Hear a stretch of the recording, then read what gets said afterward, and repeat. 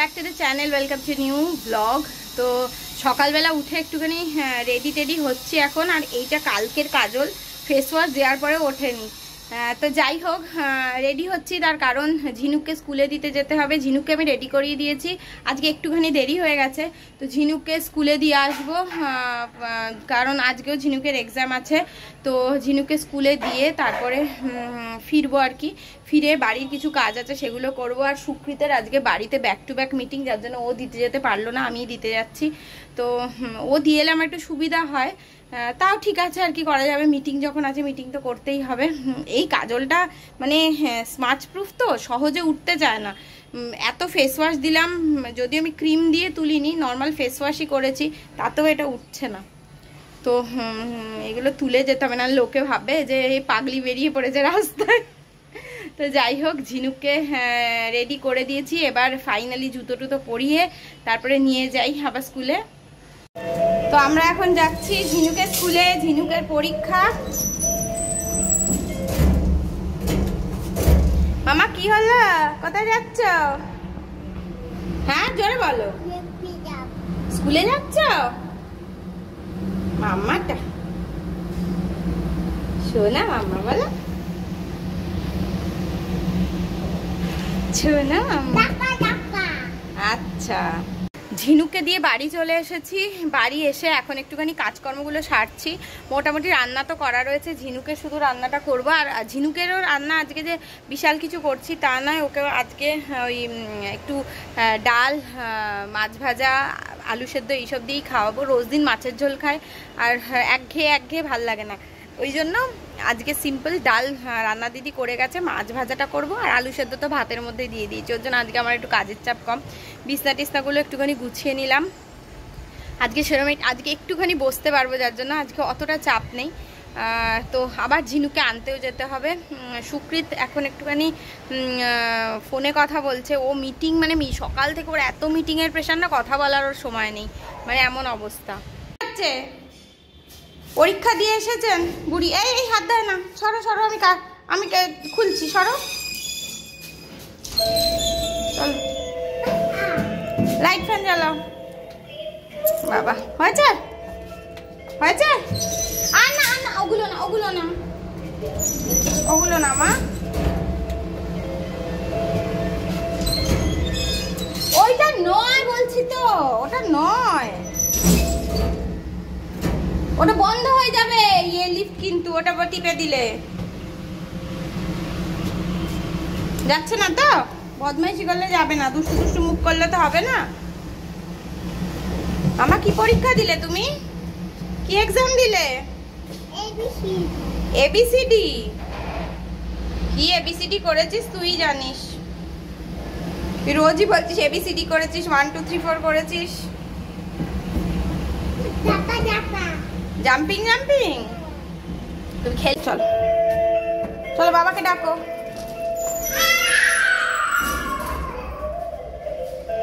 দেখেছো, বাবাকে ডাকো, ডাকো বাবাকে,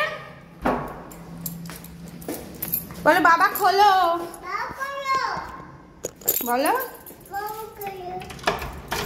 বাবা চানে গেছে মনে হয়, বাবার মিটিং চলছে। মা কোথায় বাবা? ঢোকো ঢোকো ঢোকো ঢোকো তুমি। ও জুতো খুলবো, হ্যাঁ ঠিক ঠিক, গুড গার্ল, আমাকে মনে করিয়ে দিল। মা কি হলো? ও জুতোটা খোলো তো। বাবা বেরিয়ে এসছে মেয়ের জন্য গামছা পরে। আজকে আমি ঝিনুককে দিয়ে ফেরার সময়তে ঝিনুকের জন্য এই পেন্সিল বক্সটা কিনেছি। দেখি মা, দেখাও। এই যে পেন্সিল বক্সটা কিনেছি। তো এই পেন্সিল বক্সটা, ওর পেন্সিলগুলো রাখার একটা বক্সের দরকার। আরেকটা বক্স ছিল, সেটা সুকৃত কিনে এনেছিল, সেটা কোথায় ও হারিয়ে দিয়েছে, খুঁজেই পাচ্ছি না। ফেলে টেলে দিল কিনা তাও জানি না। তো এগুলো রেখেছি যাতে পেন্সিলগুলো একটু এক জায়গায় ভালোভাবে থাকে। রাখো, গুছিয়ে রাখো। না বাহ, ওটা খোলাই আছে। এই দেখো, এই যে এখানে তুমি যখন এখানে এই ড্রয়িং কপিতে ধরো তুমি এই বাটারফ্লাইটা আমি এঁকেছি, তো এটা তুমি মুছতে পারবে। দেখো মোছো, ঘষে ঘষে মোছো রাবারটা দিয়ে, ইরেজারটা দিয়ে। ফেলে দিচ্ছ কেন? দাও। ওটা খায় না, ওটা খায়, এ খায় না, এ খাচ্ছিস কেন? তো আমি আজকে করছি একটুখানি পমফ্রেট মাছ ফ্রাই। তো এটা আগের পমফ্রেট মাছ আছে, এইটা সুকৃত রিসেন্ট এনেছে।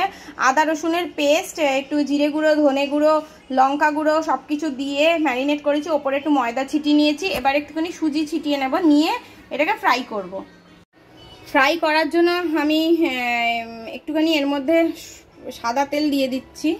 ফ্রাইং প্যানের একটা প্রবলেম হলো, ফ্রাইং প্যানে সাদা তেলটা দেখুন, তেলটা এদিক ওদিক হয়ে যাবে, একভাবে থাকবে না। তেলটা একটু গরম হতে হতে আমি গ্যাসটা মুছে নিই। গ্যাসটা না একটু কিছু রান্না করলেই গ্যাসটাতে ভীষণ ছেটে। আর এই ভাজাটা একটুখানি খাওয়ার আগেই করতে হবে, যদি খাওয়ার আগে না করি না তাহলে একদম ঠান্ডা হয়ে যাবে। আর এই যে ভাজাটা করব না, এটা সাদা তেলে আমি করছি।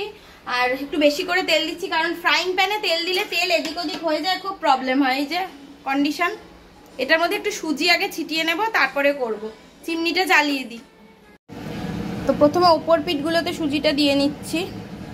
আমি না সুজির ওপরে ডিপ করেও করা যায়, কিন্তু ওটা আমি করবো না, তাতে সুজি প্রচুর নষ্ট হয়।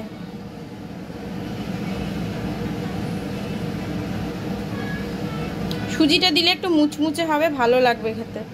আর এখানেও এক পিস মাছ আছে, এটাতেও দেব।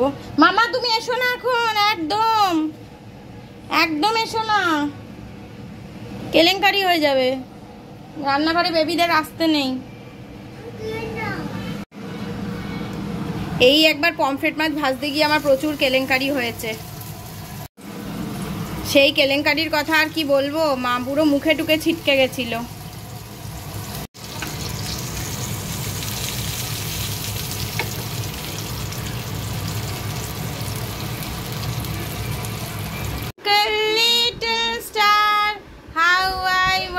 তাহলে কোনটা? হ্যাঁ, চাঁদ মামাটি দিয়ে যা, চাঁদের কপালে চাঁদটি দিয়ে যা। নাচো, আয় আয় চাঁদ মামা টিপ দিয়ে যা। এরকম কি হলো? চাঁদের কপালে চাঁদ টিপ দিয়ে যা। ঝিনুকে খুঁজে পাচ্ছে না, এটার উপরে সব অন্যান্য অ্যালফাবেট গুলো দিয়ে না চাপা দিয়ে দিচ্ছে। এই যে চাপা দিয়ে দিচ্ছে, আর বলছে এ নেই। কিরম পাজি দেখো, কিরম পাজি। কই এ, কই কই এ? ঝিনুক এবি সাজাতে পারে না, ঝিনুক এবি সাজাতে পারে না। মাম্মাম এই করবি তুই? তোর এত বদ বুদ্ধি, দেখো এত পাজি বদমাইশি বুদ্ধি। তুমি 1 2 নেই, 3 নেই, 3 নেই মানে 3 মানে যে 3 সেটা বুঝেছে। 3 আচ্ছা 3, তারপরে এগুলো নেই, তোর নাম্বার গুলো সব নেই। খোঁজো আছে কিনা দেখো, নাম্বার আবার তোর কিনতে হবে। ফোন নেই, ফোন নেই তাহলে, ফোন নেই তাহলে। ওটা 4 না, ওটা 5। ওরা সাজাতে ভালো লাগছে না তাই গুছিয়ে দেবে। আচ্ছা সাজিয়ে দাও।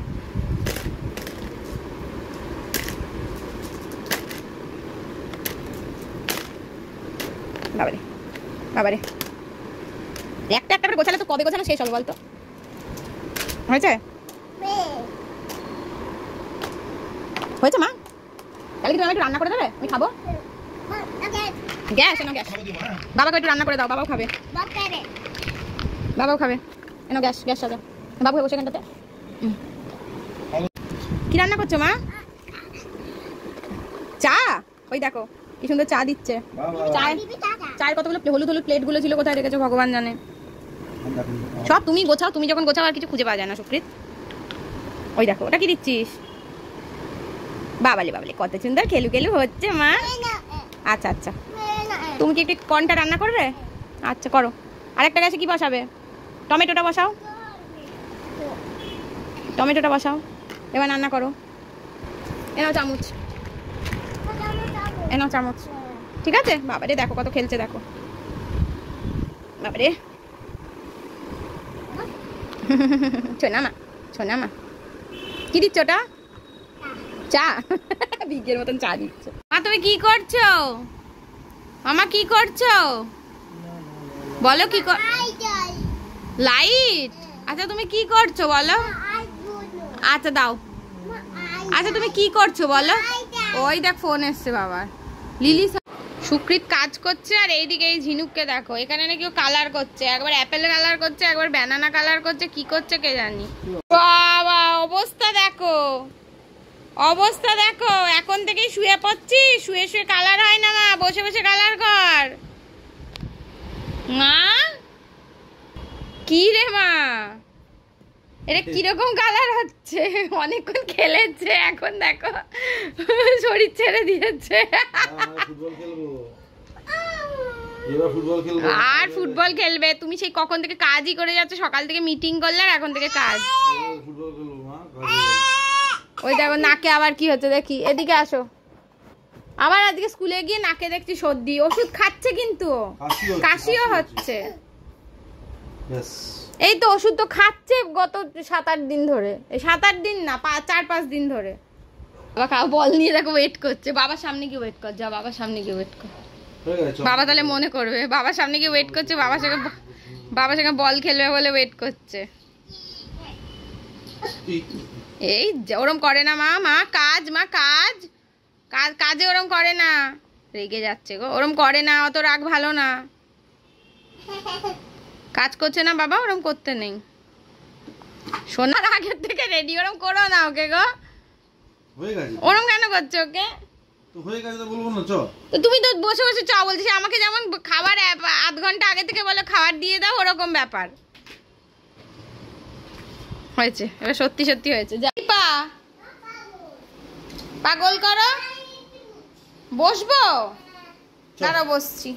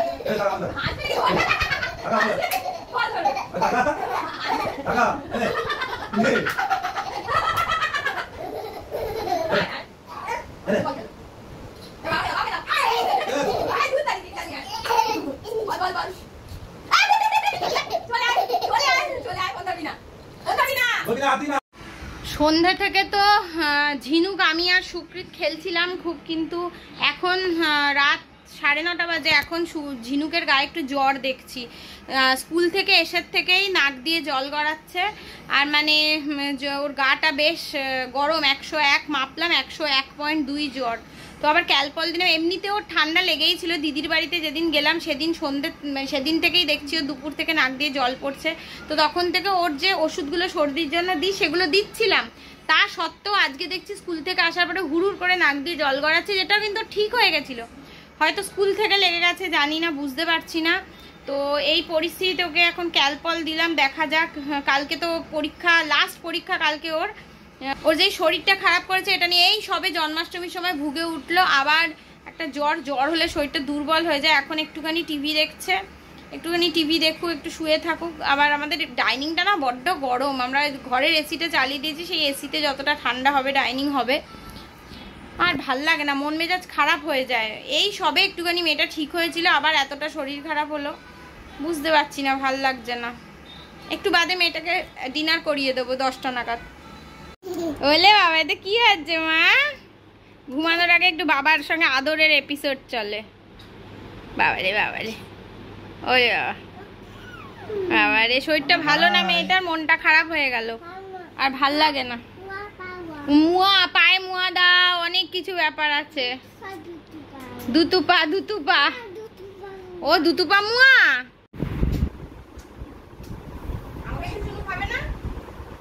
ঝিনুকের তো শরীরটা খুবই খারাপ, অনেকটাই জ্বর, প্রায় 102 জ্বর এসে গেছিল, এখন ওষুধ দিয়ে 99.4 হয়েছে, যার জন্য ও শরীরটার জন্য না আমাদের মন মেজাজ একদম ভালো নেই। তো এখন ঝিনুকে ঘুমটা পাড়িয়ে দিই, মাঝরাতে হয়তো ওই 2-2 নাগাদ আবার ওকে ওষুধ দিতে হতে পারে, আমার যেটা ধারণা হচ্ছে। কারণ জ্বরটা তো পুরোপুরি একদম যে নেমে গেছে তা নয়, ওর জন্য মানে হঠাৎ করে শরীরটা খারাপ হয়ে গেল। লাস্ট পরীক্ষাটা কালকে দিতেও পারবে না, একটা পরীক্ষা বাদ হয়ে গেল, কি করব।